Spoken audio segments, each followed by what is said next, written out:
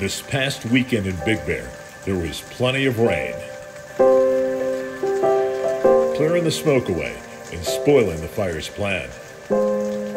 And talk about coming together. The hotels and lodging properties put those rooms and homes you weren't able to use to good use. They filled them with brave firefighters so they could have a warm bed to sleep in as opposed to a cold tent.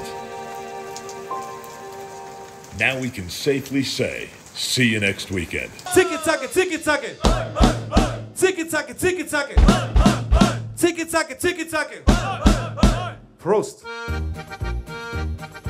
It's time to come together. The 52nd annual Big Bear Lake Oktoberfest. Auf geht's!